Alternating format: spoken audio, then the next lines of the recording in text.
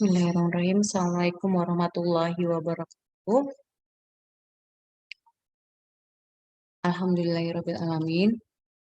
Terima kasih kepada Bapak Bunyamin selaku dosen pengampu mata kuliah Manajemen Strategi Bisnis Unit.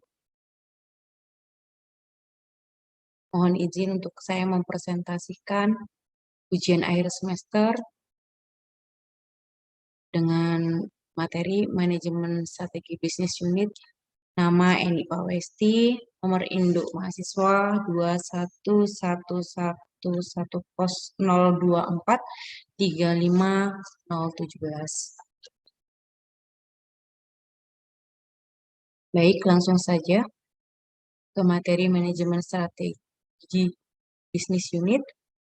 Strategi Bisnis Unit level adalah merupakan strategi pada level unit bisnis yang menyangkut pengelolaan kepentingan dan operasi unit usaha tertentu yang berhubungan dengan produk atau jasa yang dijual oleh usaha. Lalu, kenapa strategi bisnis unit ini penting? Karena strategi bisnis unit inilah yang dinilai sebagai titik tumpu atau kata kunci untuk menghasilkan keuntungan maksimal bagi suatu usaha. Ciri-ciri strategi bisnis unit terdiri dari 5 aspek menurut McKinsey & Co. Satu adalah eksternal fokus, di mana pengelolaan dan pengorganisasian suatu bisnis ini mengacu pada permasalahan yang timbul karena faktor eksternal.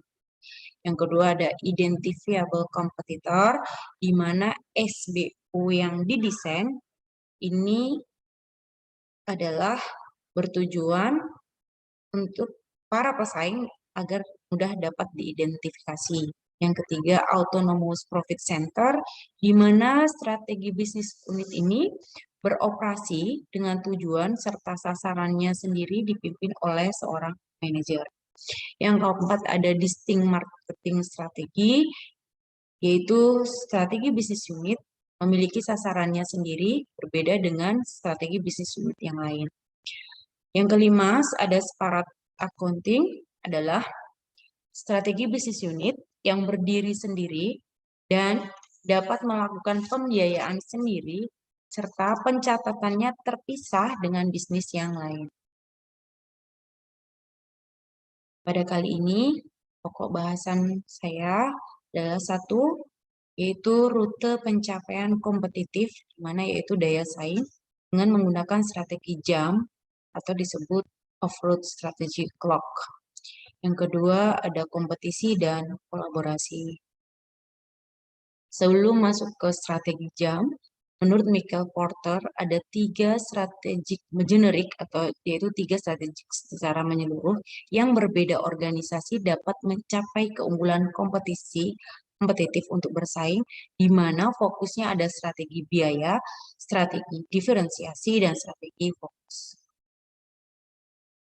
Apa itu strategi biaya? Nah, strategi biaya ini lebih memperhitungkan pesaing, di mana itu memfokuskan biaya yang murah pada. Jadi pembeli diberikan harga yang murah dan dibandingkan dari pesaing-pesaing yang ada. Yang kedua ada strategi diferensiasi. Nah, strategi ini sangat unik di mana pelanggan atau pembeli adalah sebagai titik utama, menitik beratkan yaitu membangun persepsi di mana sudut pandangnya itu pembeli. Fokus pada keunggulan kualitas, bahan, dan desain produk, teknologi, jaringan distribusi. Nah, syarat untuk strategi diferensiasi ini adalah keterampilan yang dimiliki oleh sumber daya yang diunggulkan, yaitu kerjasama yang kuat dari rantai pemasok atau distributor atau saluran-saluran. Nah, menurut buku Jack Trout dalam bukunya yang membahas tentang diferensiasi or die. Jadi berbeda atau mati, di mana ini adalah pandangan yang membahas survival in our era of killer. Jadi ini adalah bagaimana cara bertahan untuk di situasi yang sangat kompetisi. Produk harus ditancapkan kepada konsumen dengan baik agar tetap bertahan. Kemudian yang ketiga ada strategi fokus, di mana strategi ini adalah fokus pada bagian-bagian tertentu untuk suatu produk atau bisnis unit. Nah, ini adalah strategi jam, di mana di sini terdapat dari kiri memutar ke kanan, angka 1 sampai dengan angka 8, ada perceived product atau service benefit, di mana yang paling bawah ada low, kemudian sampai ke tinggi, juga strategi harga, price, low sampai dengan ke tinggi, yang mengacu pada 3 strategi generik yang tadi. Mana yang ke satu, yaitu angka 1 menunjukkan no trails, yaitu no frills, yaitu cenderung atau butuh segmen yang spesifik. Dalam artian di sini tidak bergerak. Kemudian angka 2, di mana adalah low price, ini adalah daya biaya, itu kebutuhan atau resikonya, dasar biayanya rendah, dan reinvestasi dalam harga rendah serta dibutuhkan diferensiasi atau strategi diferensiasi atau keunikan tadi. Kemudian yang ketiga, angka 3 menunjukkan hybrid, di mana ini adalah kebutuhan atau resikonya adalah dasar biaya rendah dan reinvestasi dalam harga rendah serta membutuhkan tetap diferensiasi. Dan yang keempat, di atas, ini adalah diferensiasi, di mana di sini ada dua hal, bisa menggunakan harga premium price, atau without a premium price, atau tanpa menggunakan harga premium. Karena kalau menggunakan harga premium, nilai tambah yang dirasakan cukup untuk menanggung harga premium tadi, pembiayaan, strategi biaya. Kemudian kalau dengan menggunakan tanpa harga premium, nilai tambah yang dirasakan oleh pengguna atau pembeli itu menghasilkan manfaat kepada pangsa pasar. Yang kelima adalah fokus diferensiasi. Di sini adalah sangat fokus untuk strategi diferensiasi, nilai tambah segmen partikular. Jadi terdapat tambahan garansi atau waranti harga premium. Nah, kenapa 6, 7, dan 8 ke arah bawah? Ya, dari segi harga tinggi, kemudian ini dimasukkan adalah yang keenam adalah increase price standard value, marginnya tinggi. Jika kenaikan harga atau nilai standar pesaing tidak follow resikonya, ini adalah market atau pasar kehilangan market share-nya. Nah, di sini masuk ke dalam strategi destined for ultimate failure. Jadi di sini adalah strategi yang untuk kegagalan akhir. 6, 7, dan 8. Yang ketujuh ada increase price atau low value, hanya layak dalam situasi monopoli, pasar monopoli. Dan yang kedelapan, sudah jelas ini adalah low value atau nilai sangat rendah, di mana harga standar dan kehilangan pangsa pasar. Demikian. Selanjutnya, yaitu di sini adalah bagaimana bersaing dan bekerja sama untuk pencapaian. Ada increase selling power, di mana ini adalah tingkatkan daya jual, increase buying power, kemudian meningkatkan untuk kekuatan pembelian. Ini kerjasama yang dapat dilakukan untuk semua pihak. Increase barriers to entry, di sini adalah meningkatkan atau menekan hambatan yang masuk. Kemudian ini ada resiko untuk distribusi. Kemudian pemasukan pasar baru, kemudian ada kerjasama dengan beberapa customer, dan yang paling penting adalah ekspektasi stakeholder, mana ini adalah semua ini bisa dilakukan dalam persaingan dan bekerja sama, kolaborasi, kompetitif dan kolaborasi. Terkait materi strategi bisnis unit, ada satu jurnal tentang strategi manajemen jurnal yang berjudul The Between Product Market Strategy and Business Model Implication for Future. Jadi ini adalah kesesuaian antara strategi pasar dan bisnis model. Kita tahu ada beberapa bisnis model. Nah, ini adalah implikasinya adalah bagi kinerja perusahaan. Ini di penelitiannya dilakukan di Eropa, yaitu di Paris, di Prancis. Kemudian publish jurnal ini di tahun 2008. Dan keywordnya ada product market strategi produk pasar, kemudian ada bisnis model, perform, dan kontingensi teori. Di mana kontingensi teori adalah teori yang sebuah perusahaan itu dibawakan atau dipimpin tergantung dari model kepribadian manajer atau pemimpin atau pemilik perusahaan. Dan ini ada juga terdapat kompetitif strategi objek. Objek penelitian ini dilakukan di 300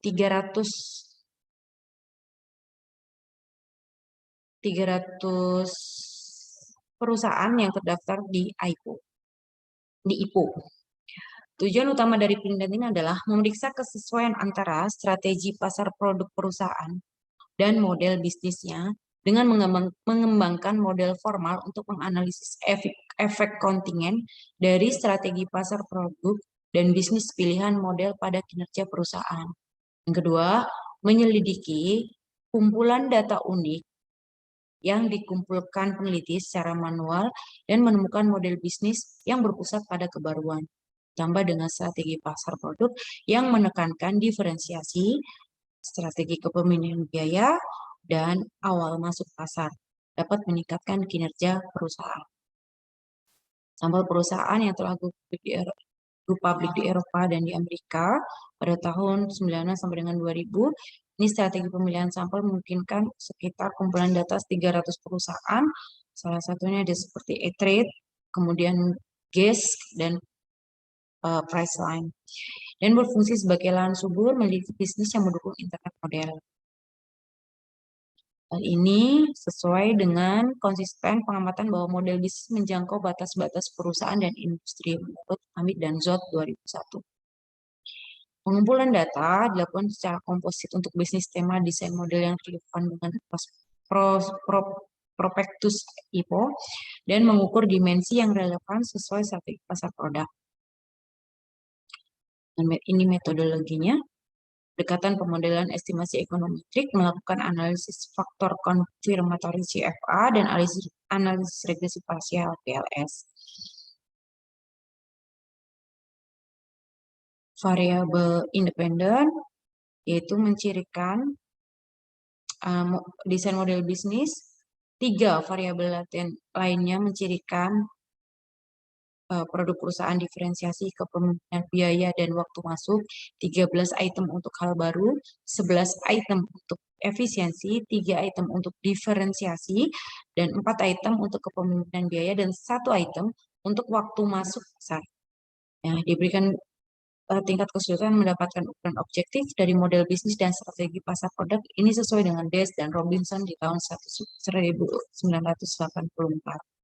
Kemudian selanjutnya ada variabel dependen, di mana sebagai variabelnya adalah nilai pasar saham perusahaan, mencerminkan pasar ekspektasi, arus kas, masa depan kepada pemegang saham.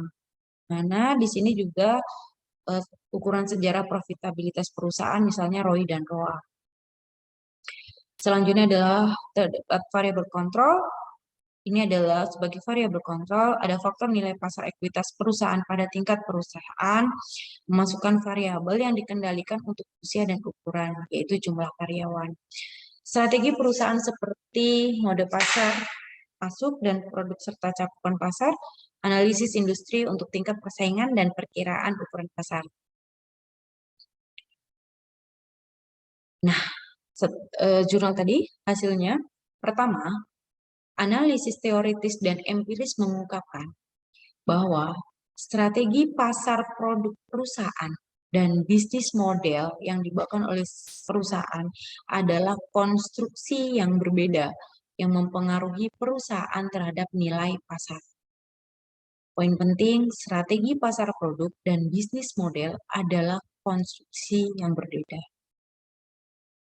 Di level strategi kepemimpinan biaya menunjukkan bahwa meskipun perusahaan mungkin terjebak di tengah antara strategi pasar produk seperti diferensiasi dan kepemimpinan, seperti yang diungkapkan Porter dan juga antara dua tema desain model bisnis seperti kebaruan dan efisiensi menurut Zod dan Amit 2007.